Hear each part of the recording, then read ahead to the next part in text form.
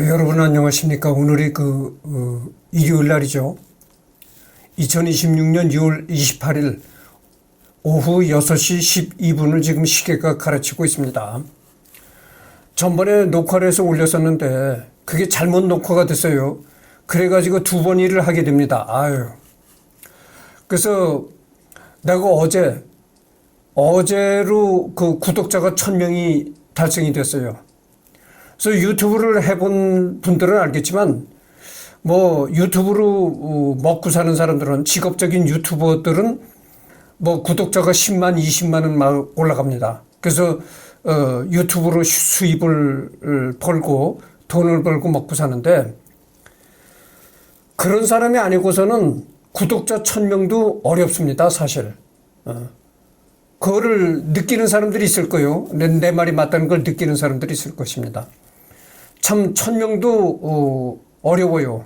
잠깐만요.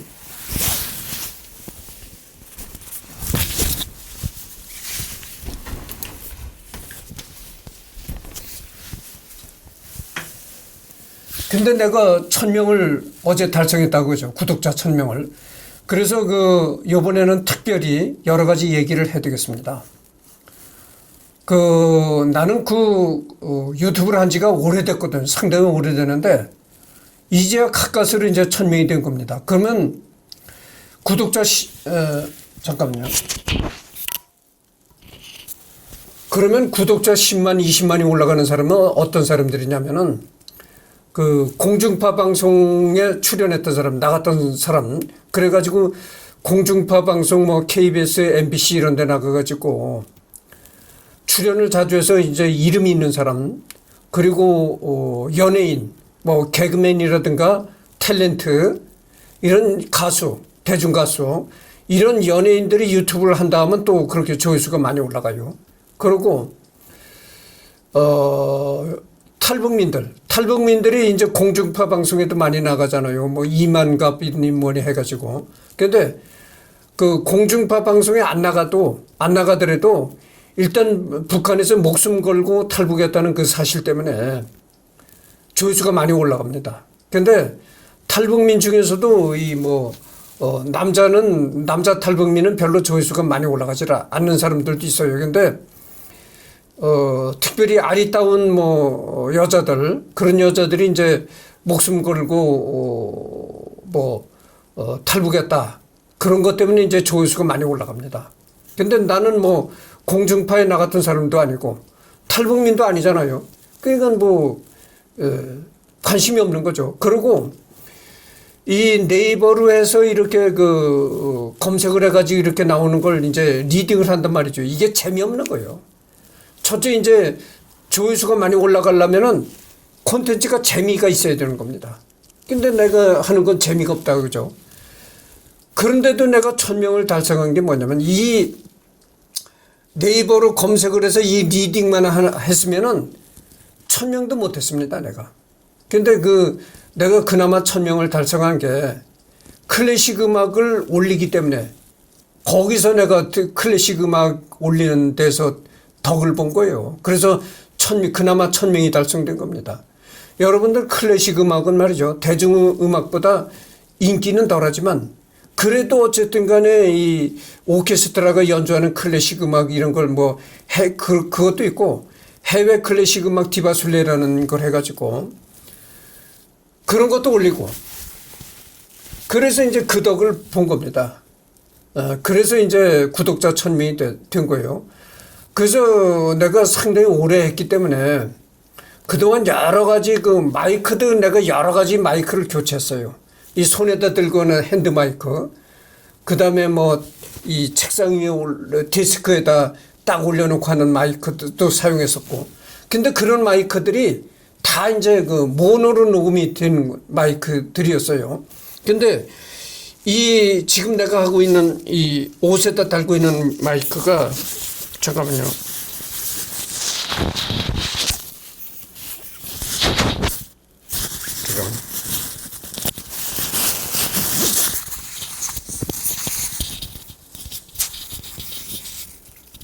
잠깐만 기다려 주십시오. 예, 이 옷에다 달고 하는 마이크가 뭐냐면은 DJI에서 나온 마이크인데 무선 마이크죠. 이게 스테레오로 녹음이 됩니다. 그러면 누가 얘기를 할 거예요. 아니, 여보시오. 음악이라면은 스테레오로 들어야지. 그렇지만 여보시오. 사람 혼자서 얘기를 하는데 사람 그냥 말로 얘기를 하는데 스테레오가 무슨 필요가 있어. 이렇게 얘기를 할 거예요. 근데 그렇지 않아요. 이 헤드폰이나 이 이어폰을 끼고 들으면요.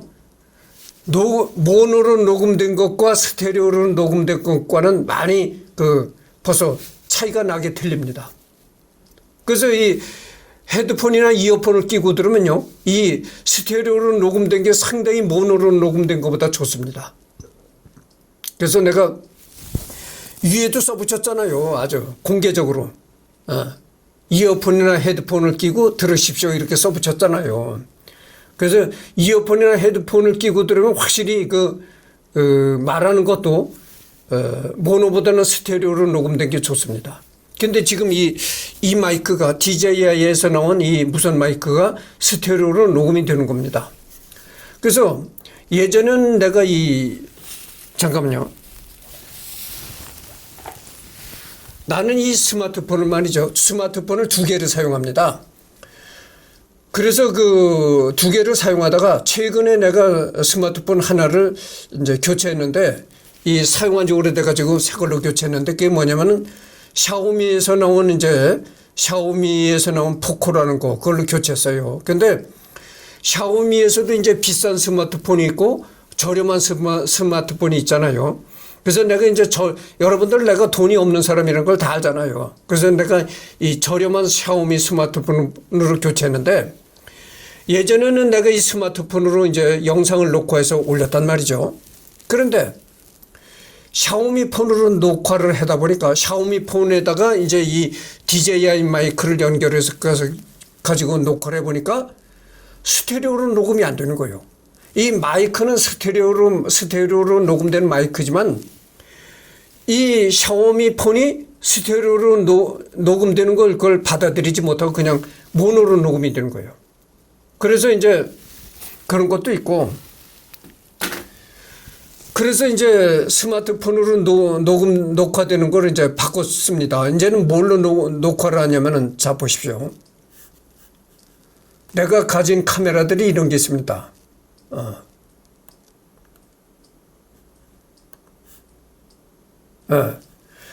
이게 뭐냐면 파나소닉에서 나온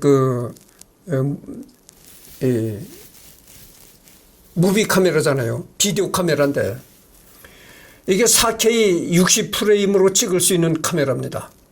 그래서 이게 상당히 좀 값이 나가는 카메라예요. 왜냐하면 왜 값이 나가냐면 이게 상당히 줌이 많이 땡깁니다. 한 24배가량을 땡기는 줌인데 이것도 디지털 줌이 아니라 광학 줌입니다. 광학 줌은 이 화질의 손상이 안 되는 줌이에요. 그래서 이게 상당히 비싼데 이 전동 줌이다 보니까 광학 전동 줌이다 보니까 이게 무거워요. 그래서 이제 이거는 내가 하는 유튜브를 촬영하는 데는 좀 여러 가지 문제가 있습니다. 무겁고 또 세로 촬영이 안 돼요. 가로 촬영뿐이 안 됩니다. 근데 여기다 마이크를 연결해 보니까 역시 여기도 스테레오로 녹음이 됩니다. 그래서 좋은데 내가 지금 여러분들 내가 하는 유튜브 보면은 세로로 찍어서 올리잖아요. 이 세로 촬영이 안 됩니다. 그래서 가로 촬영뿐이 안 되는데 가로 촬영을 해서도 세로로 올릴 수가 있어요. 편집하는 과정에서 마스크라는 기법을 이용하면 가로로 촬영된 영상을 세로로 만들어서 올릴 수가 있다는 거죠. 그런데 하여튼 그렇게까지 이게 좀 그래요. 그래서 이거는 안 하고 또 이제 요즘에 새로 내가 이제 구비한 카메라가 이런 게 있습니다. 이게 인스타에서 나온 360도 촬영하는 카메라인데 이걸로 찍으면 말이죠. 영상이 이렇게 됩니다. 이걸로 360도 카메라로 찍으면 이런 영상이 됩니다. 이런 영상이 되는 거예요, 여러분들. 이게 좀 평범하지 않은 영상이잖아요. 근데 이걸 보고 누가 그래요? 야, 이게 드론 촬영한 게 아닌가? 그건 잘못 알고 하는 얘기입니다. 이게 드론 촬영한 것이 아니고 360도 카메라로 360도 영상을 찍은 겁니다. 그래서 이게 원래 동영상인데 이제 그 캡처를 해가지고 보여드리는 겁니다. 그래서 이제 이런 그 내가 방금 보여준 카메라가 이런 360도로 촬영하는 카메라다. 근데 이런 카메라들이 뭐냐면은 이거는 이제 DJI에서 나온 360도 카메라죠. 이것도 아까 방금 보여준 그런 360도 영상을 찍을 수 있는 카메라인데 이게 뭐냐면 이런 카메라들의 단점이 뭐냐면은 광각이에요. 그러니까 망원으로 찍을 수가 없는 겁니다. 망원 기능이 없어요. 그게 한 가지 이제 단점이다 그죠. 근데 내가 최근에 이제 구입한 게 나는 이런 여러 가지 이제 캠코더도 있고 여러 가지 이제 자잘한 그 액션캠들을 가지고 있어요.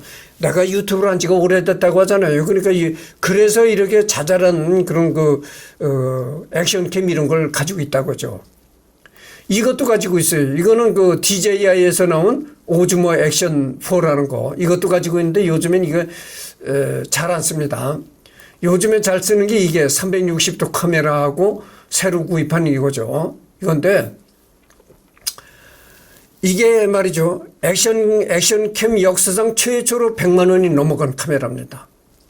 여태까지 액션캠이라고 하면은 그 100만 원 미만에 몇십만 원이면 살 수 있는 그런 거였거든요. 근데 이게 최초로 액션캠 최초로 이제 100만 원이 넘어가는 거였다 그죠. 근데 내가 그래서 이걸 구입해서 써보니까 쓸만해요. 지금 내가 유튜브에 올리는 영상을 녹화하는 것도 이걸로 촬영하는 겁니다. 이걸로 촬영해서 올리는 거예요. 여기에다가 DJI 마이크를 연결해서 녹화를 하면요. 이 스테레오로 녹음이 됩니다.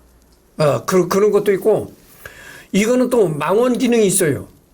망원 기능이 있고 상당히 좋습니다. 그래서 12배로 망원을 땡기는 건 디지털 줌이고 이 디지털 줌이라는 건 화질의 손상을 불러오면서 땡기는 거고 광학줌 6배까지는 광학줌이 됩니다. 이게 그래서 상당히 쓸만해요. 그래서 내가 이 카메라를 여러 가지로 이제 테스트를 해봤는데 내가 얘기를 했잖아요. 그 액션캠 역사상 최초로 100만 원이 넘어간 카메라다. 그래서 지금 이거를 살려면은 한 116만 원 정도 줘야 됩니다. 그래서 내가 이 가격도 있고 그래서 구입해서 여러 가지 테스트를 해봤는데 쓸만합니다. 상당히 여러 가지로 좋은 점이 많아요. 우선 카메라가 가볍고 이런 걸 가지고 다니면 남이 경계를 안 합니다. 경계를 안 해요. 그래서 좋아요.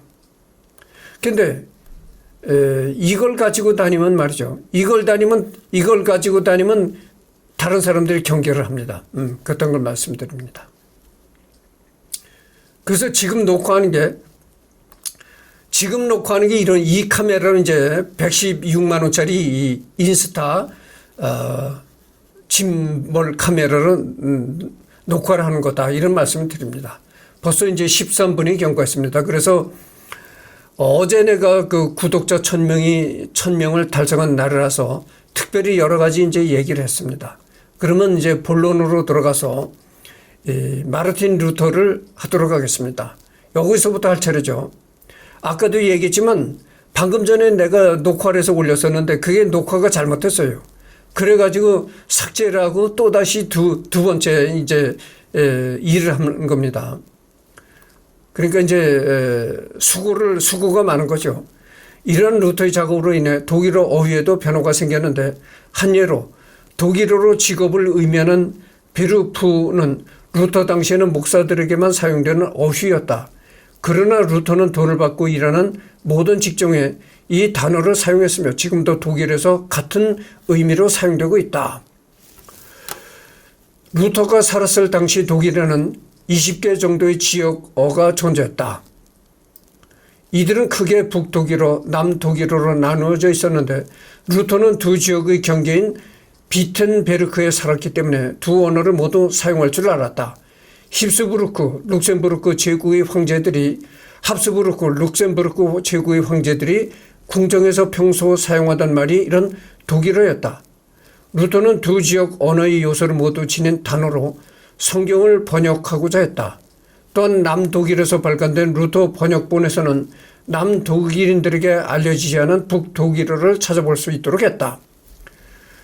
예를 들어 눈물을 의미하는 단어를 남독일에서는 트레넨이라고 했고 북독일에서는 체레라고 했는데 이 두 단어를 서로 찾아볼 수 있도록 했다.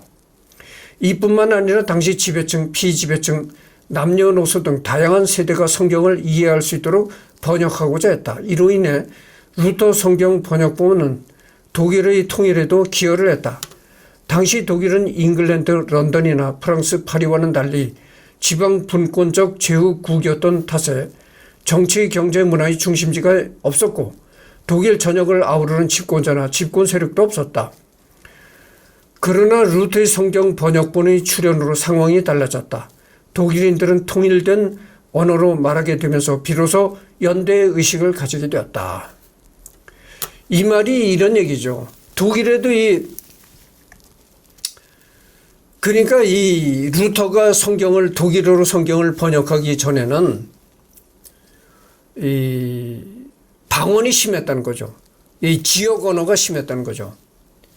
그러니까 한마디로 쉽게 얘기를 하면 사투리가 심했다는 얘기입니다.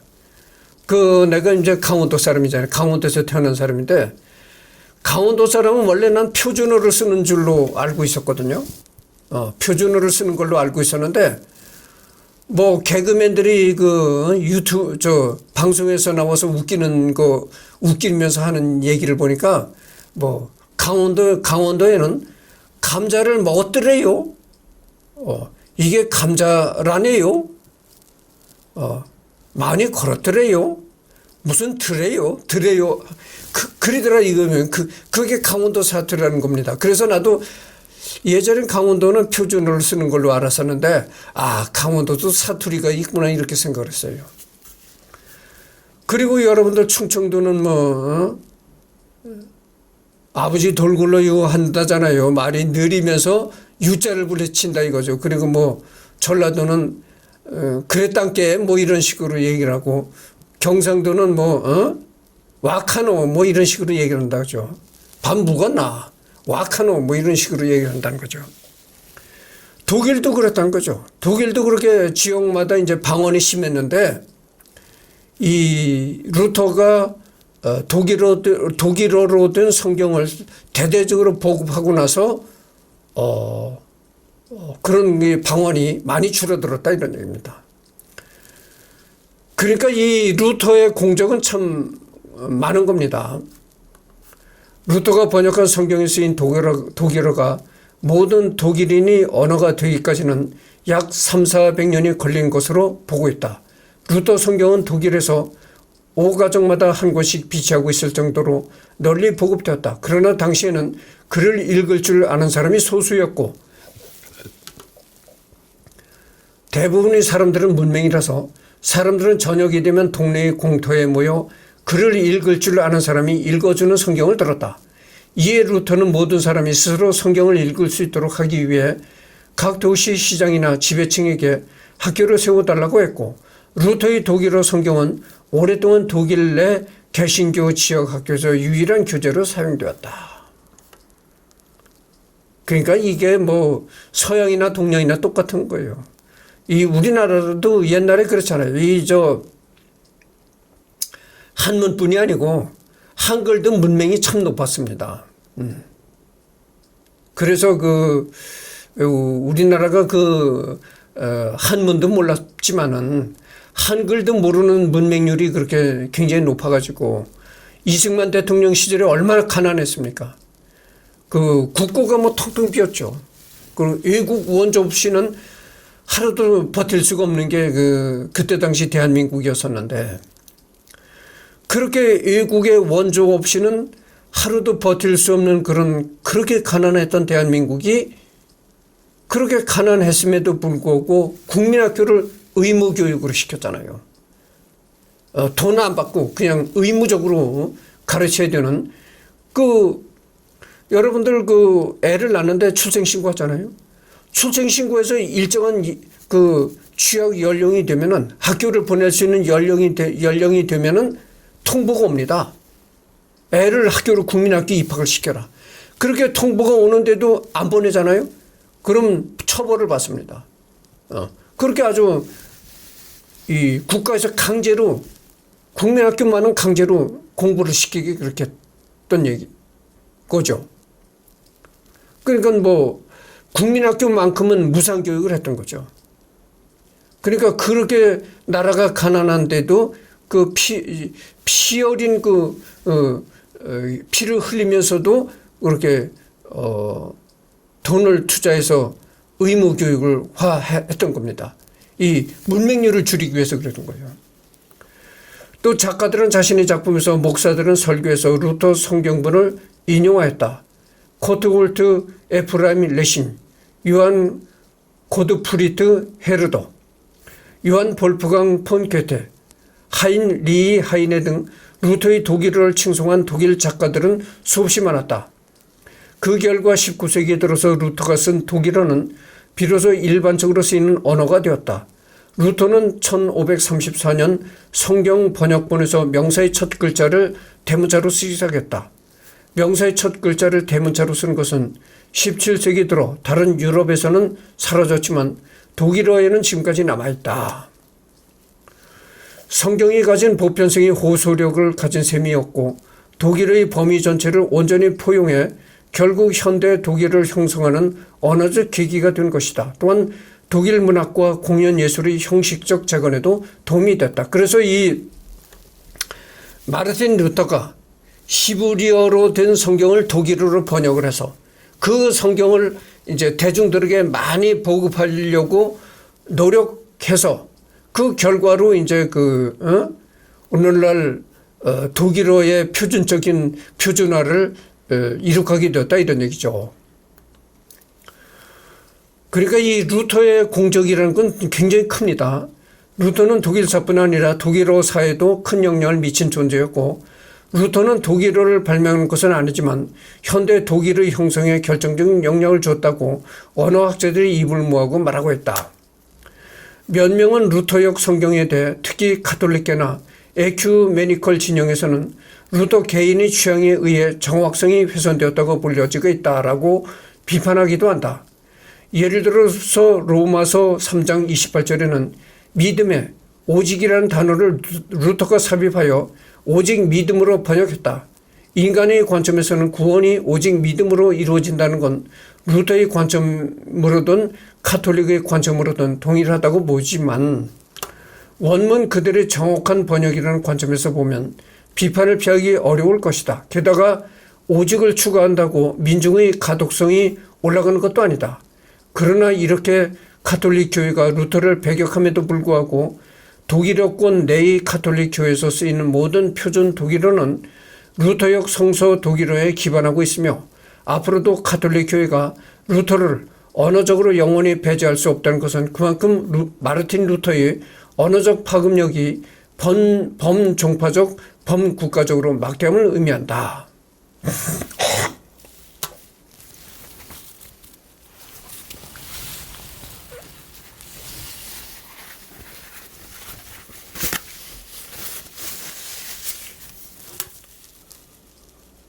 이게 말이죠. 여기서 말하는 이 말이 번역이라는 것은 어렵다.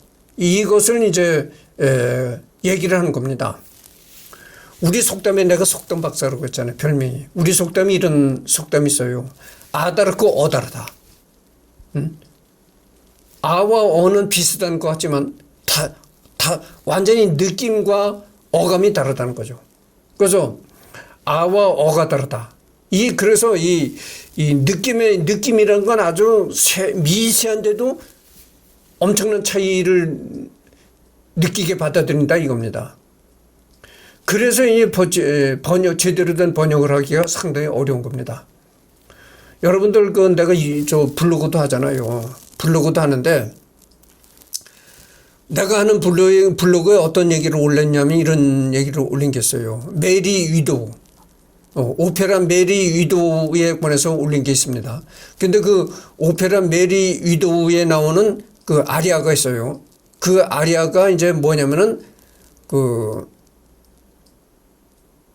메리 위도라는 게 이제 유쾌한 미망인이란 그 오페라인데 거기에 나오는 아리아가 이제 당신의 꼭 담은 입술, 그것이 이제 아리아다 그죠. 그 오페라의 중점적인 노래인데 원래 그게 제목이 그 아리아의 제목이 어떻게 되냐면은 그대의 입술은 조용하고 이렇게 돼 있어요. 근데 그대의 입술은 조용하다 이렇게 그냥 한글로 우리나라 말로 이렇게 번역을 하면 그게 제대로 된 번역일까요? 여러분들 그대의 입술은 조용하고 이게 말이 됩니까? 말이 안 되는 거예요. 그래서 그거를 이제 한국식으로 한국 사람의 감각에 맞게 그대의 꼭 담은 입술 이렇게 이제 번역을 한 겁니다. 그래서 그렇지 원래 제목은 그대의 입술은 조용하고 이렇게 돼 있는 거예요. 그래서 이제 번역이라는 게 그래서 어려운 겁니다. 그래서 이제 이 인종마다 민족마다 국가마다 다 이 느낌과 이게 받아들이는 그게 다르잖아요. 감각이 다르다 이거죠. 그래서 번역이 어렵다 이런 얘기가 되는 겁니다. 여러분들 그 조지훈 시인의 시가 있는데 승무라는 시가 있습니다. 승무라는 건 뭐냐면은 절에 가면 그 스님들이 추는 춤이 승무입니다. 그러니까 불교의 춤이죠. 그래서 그 시를 보면 이렇게 나와요. 얇은 사 하얀 고깔은 고이 접어 나빌래라. 파르라니 깎은 머리 박사 고깔에 감추어오고 이런 얘기했어요. 이거를 다른 나라 말로 번역을 한다면 이게 정말 그 언어적 그 느낌이 사라집니다. 그러니까 한마디로 이런 시를 다른 나라 말로 번역을 하면 김 빠진 맥주가 되고 마는 거죠. 그 언어가 이 풍기는 그런 아주 미묘한 그런 느낌이 없어지는 거예요. 그 얇은 사 하얀 고깔은 고이 접어 나빌래라. 고이 접어서 아주 고이 접어서 나비처럼 보이더라 이런 얘기죠. 파르라니 깎은 머리 박사 고깔에 감추어오고 여러분들 그 스님이 되려면 머리를 삭발하잖아요. 면도칼로 이 머리를 미는 겁니다. 그러니까 그 면도칼로 아주 삭발한 머리가 요 모발, 아무리 면도칼로 싹싹 민다 해도 이 모발이 있잖아요. 모발은 그대로 남았는데 그 모발이 파르스름하게 보이더라, 이게. 파르라니 깎은 머리 박사 고깔에 감추어오고. 이런 그 글이 가져다 주는 느낌. 이런 거를 살릴 수가 없다, 이거죠. 번역을 하게 되면. 그래서 내가 언젠가도 얘기를 했지만, 언어와 언어 사이에는 장벽이 존재한다 이런 얘기를 내가 했습니다. 그래서 그 언어와 언어 사이에 존재하는 장벽을 무너뜨리고 번역을 한다는 게 굉장히 어려운 겁니다. 그 뭐 무미건조한 뭐 물가조와 뭐 이런 거는 충분히 번역이 가능하죠. 그러나 그 예술적인 문장, 시 뭐 이런 거는 굉장히 번역하기 어렵고 번역을 하게 되면 그 김 빠진 문장이 돼버린다 이런 얘기죠. 마르틴 루터의 가족, 루터의 할아버지 하이네 루터는 농부였고 아버지 한스 루터도 농부 출신이었으나 튀링겐 지역 상속법에 따라 농장이 작은 아버지에 상속되자 광산업에 투신하였다. 자수성가에 상당한 재산을 모았고 1530년 사망 시에는 1350굴덴을 남겨 큰 농장 2개를 사도 될 정도로 상당한 재산을 남겼다. 이 1350굴덴이란 돈이 지금으로 말하면 한 수십억에 해당되는 돈이라고 한다는 거죠. 수도원에 입회한 것 때문에 아버지와의 관계가 무척이나 좋지 않았다는 건 하술된 현대 20세기 미국 심리학자 에릭 에리슨의 평전에서 나온 오류다. 직업 선택 문제로 갈등이 있었지만 후설되어 있다시피 한스 루터가 사제 서품을 받자 아들 기 세워준다고 첫 미사에 무려 20명의 하객들이나 탈마를 대여해서 찾아온 팔출불 아저씨였고, 루터 본인이 가족에 대해 남긴 기록이나 발언들만 봐도 엄격하지만 사랑 많으신 부모 밑에서 자랐다고 여러 차례 가족에 대한 애정을 표현했다. 그러니까 이 루터의 조상들은 대대로 이제 농부였다는 거죠. 여러분들 우리 속담이 이런 얘기했어요. 농자는 천하지 때문이다. 이런 얘기했어요. 모든 직업 중에 이 농사라는 것은 가장 기본이 되는 직업이다고 하죠. 여러분들 농사를 안 하면 굶어 죽잖아요. 그러니까 이 세상 모든 직업 중에 가장 근본이 되는 직업이 농업이다 이런 얘기죠. 그래서 뭐 우리나라는 말할 것도 없고, 우리나라는 대대적으로 농업 국가였으니까 말할 것도 없고, 서양도 예전에는 산업이 발달하고 과학이 발달하기 전에는 서양도 똑같았어요. 농업이 주류를 이루었다고 하죠. 어머니 마르가레테 린데만의 친정은 원래 루터의 친가처럼 평범한 농민 집안으로 여겨졌는데, 현재의 연구 결과로는 중산층 이상 탄탄한 시민계층의 집안으로 밝혀졌다. 우선 루터의 외사촌 형제 요한 린데만은 법학 박사로 선제 후의 고문이었고, 또 다른 외사촌 카스파르 린데만은 라이프치히와 프랑크푸르트 오데르에서 공부하고 이탈리아 블로오냐까지 유학을 가서 의학을 공부한 후 의학 박사 학위를 받았다. 선제 후의 주치의가 되었고, 마르틴 루터도 종종 치료해 주었다고 한다. 그러니까 마르틴 루터에 가면은 비교적 그래도 괜찮은 가문이었다 이렇게 말할 수가 있는 거죠. 1525년 알려지듯이 16살 연하의 카타리나 폰 보라와 결혼하였다. 카타리나는 상당히 진취적인 인물이었는데, 알려졌듯이 수녀 출신이다. 작센 지역에서 몰락한 지주의 딸로 태어났고 5살의 어린 나이에 수녀원으로 보내졌는데, 당연히 본의로 들어가지 않은 건 확실하다. 알려지기로는 케테의 어머니가 죽고 아버지가 재혼하자 어린 딸을 수녀원으로 보냈다고 한다. 1523년 종교개혁 초기 시기 루터의 추종자 중에서 수도원에 납품하는 청어 장수가 있었는데, 수녀원에서 나올 때 청어 상자에 수녀들을 감춰서 수녀 10여 명을 탈출시켰다. 루터는 당시 청어 장수의 행위를 이집트에서 이스라엘 백성을 탈출시킨 모세의 행적에 비견하며 매우 칭찬했다. 이들 수녀들은 비텐베르크로 도망와서 선제 후 궁정 유력가의 집에서 머물렀고, 케테는 비텐베르크 전 시장이자 궁정 화관 시의원의 집에 보모로 있었다. 결혼 전 구애에 적극적이었던 쪽은 루터가 아니라 카타리나였다. 환속 수녀 시집 보내기 열풍으로 두어 차례 선을 봤으나 케테의 집안은 몰락했고, 미모도 뛰어나지 않고 나이도 어린 편이 아니라 조건이 좋지 않았다. 루터가 중매한 두 곳의 혼담 중에서 한 곳은 그녀가 수녀 출신이라는 이유로 무산되었고, 카타리나가 결혼하고 싶어하던 다른 남자는 부잣집 딸에게 장가갔다. 찾아간 것이 루터였다고 한다. 그래서 이 루터한테, 신부였던 루터한테 적극적으로 대시한 게 이 수녀 출신의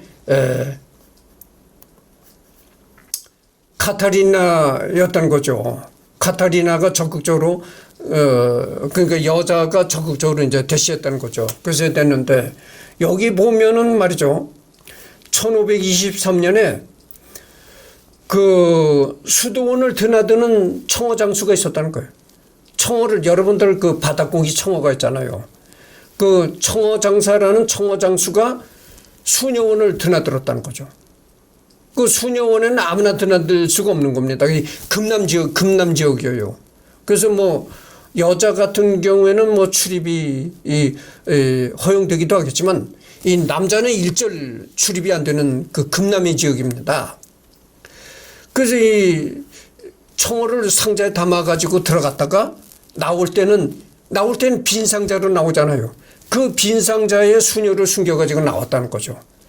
그런 식으로 해가지고 수녀를 한 10여 명을 탈출시켰다는 거죠. 그러니까 이제 결혼도 하고 싶고, 이걸 보면은 여러분들 말이죠. 내가 유튜브 매니아입니다.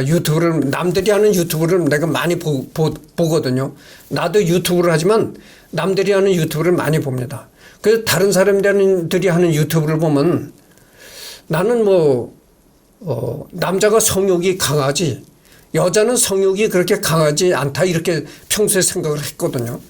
생각해 보세요. 내가 여자하고 부부 생활을 해본 경험도 없고 내가 지금은 그런 데도 안 가지만 예전에 젊었을 때는 내가 사창가에 몇 번 가본 적이 있습니다. 그래가지고 사창가에 몇 번 가서 이제 돈을 주고 여자를 사서 섹스를 몇 번 했단 말이죠.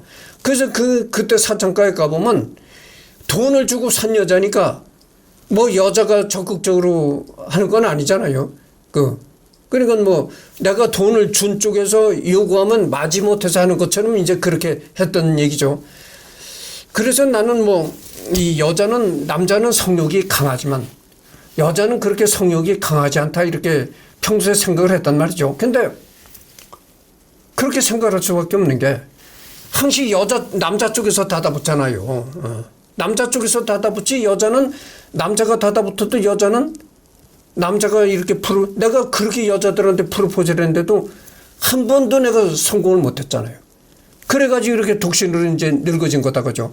예전에 내가 젊었을 땐 프로포즈도 많이 했습니다. 근데 프로포즈 할 때마다 노노 하는 거예요, 여자들이. 그래서 나는 여자들이 별로 남자를 밝히지 않는구나 이렇게 생각했단 말이죠. 근데 유튜브에 들어가 보면은 그렇게 여자들이 성욕을 밝힌다네. 남자를 밝힌다네. 그래가지고 탐정들이 나와서 하는 방송이 있어요. 탐정들이 나와서 유튜브 하는 걸 보면은 그렇게 남편 몰래 바람을 피우다가 이제 탐정들한테 잡히고 이런다는 거예요. 그렇게 여자들이 아주 남자라면 사족을 못 쓰고 바람을 피운다는 거예요. 그래가지고 섹스 중독이라고 할 정도로 남자가 있는데 남편이 있는데도 남편과는 이제 등을 돌리고 완전히 살고 딴 방을 쓰고 이렇게 살고 매일 다른 남자를 만나서 매일 섹스를 한다고. 그래서 주차장에 주차되어 있는 차 속에서 남자를 만나서 차 안에서 섹스를 하고 이런다는 거예요. 매일 다른 남자를 바꿔치기 한다는 겁니다. 그리고 여자들만이 있는 여자 교도소에서는요, 이 여자 죄수들이 성욕을 해소하지 못해가지고 아주 별걸 다 집어넣는다는 거예요. 이 질에다가 여자들이 별걸 다 집어넣는다는 거예요. 그래가지고 괴상한 물건을 집어넣었다가 꺼내다가 어떻게 이 물건이 파손이 된다든지 해가지고 질에 상처를 남기고 이래가지고 급하게 이제 산부인과를 찾아오는 그런 여자도 많다는 거예요. 이 여자 산부인과 의사가 직접 나와서 그런 얘기를 하더라고. 그렇게 여자들이 성욕을 주체를 못하게 해가지고 별 물건을 다 집어넣는다는 거예요. 그러다가 이 질에 어떤 상처를 입고 그래가지고 산부인과에 많이 온다는 거예요. 그렇게 여자들이 성욕을 주체를 못한다는 거죠. 그래서 난 그걸 유튜브를 보고 나는 여태까지 남자가 그렇게 성욕을 강하게 느끼는 것이지 여자는 성욕을 별로 강하게 못 느낀다 이렇게 생각했단 말이죠. 근데 그게 아닌 모양이더라고. 여자도 그렇게 아주 강렬한 성욕을 느끼는 모양이더라고. 그래서 이걸 보면은 여기 수녀원에서 갇히다시피해서 생활하던 수녀들이 그렇게 청어장수가 수녀원에 들어가서 청어를 팔고 빈 상자로 나올 때 그 청어를 담았던 상자에 수녀가 이제 수녀를 감춰가지고 10여 명을 탈출시켰다고 하죠. 그렇게 이제 탈출해 나온 수녀들이 남자를 만나서 결혼을 하고 한다는 거죠. 근데 그렇게 마르틴 루터의 마누라가 된 여자도 그렇게 청어장수 비린내 나는 그 청어를 담았던 상자에 숨어서 탈출해 나왔던 여자가 이 마르틴 루터와 결혼했다 그죠. 이거 보면 여자도 상당히 결혼해서 성욕을 발산하려고 하는 그런 게 있나 봐요. 근데 내가 만났던 여자는 하나같이 아주 성욕도 하나 없고 아주 이슬만 받아먹고 살고 내가 프로포즈하면 너. 내가 그래서 이제는 절대 여자들한테 프로포즈를 안 합니다. 물론 내가 나이도 있잖아요. 이제 나이도 있고 내가 이제 70살 먹은 놈이 어디 가서 여자한테 프로포즈 한다면 개가 다 웃을 노릇이요. 지나가던 개가 웃을 것 아니겠어요. 뭐 나이 70 먹어가지고 뭐 이재용이처럼 돈이나 많다면 모르겠어. 돈도 없는 놈이 여자한테 프로포즈 하면 지나가는 개가 다 웃을 것 아니겠어요.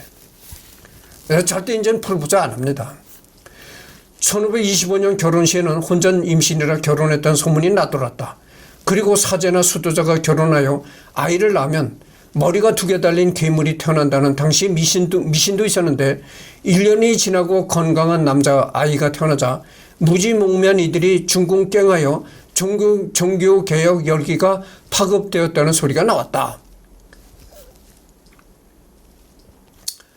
루터는 카타리나 와이 사이에서 3남 3녀를 두었다. 장녀와 처녀는 성인이 되기 전에 사망했고 장남은 법률가가 되어 선제후 궁정의 참사관으로 활약했다. 차남은 신학 공부를 했으나 목사는 되지 않고 30대에 사망. 삼남은 의학을 공부하여 역시 선제후 궁정의 의사가 되었다. 삼남 파울루스는 화학자이자 연금술사이기도 하다. 막내딸은 프로이센 귀족과 결혼하여 그 지역에 정착했다. 지금 42분을 경과했습니다. 그래서 여기서 끝내고 다음 주에는 여기서 하도록 하겠습니다. 그래서 전번에 바로 내가 얘기했지만 바로 전에 녹화를 해서 올렸는데 그게 잘못 녹화가 됐어요. 그래서 또다시 이제 녹화를 합니다. 그래서 하여튼 2번씩 이렇게 애를 먹습니다.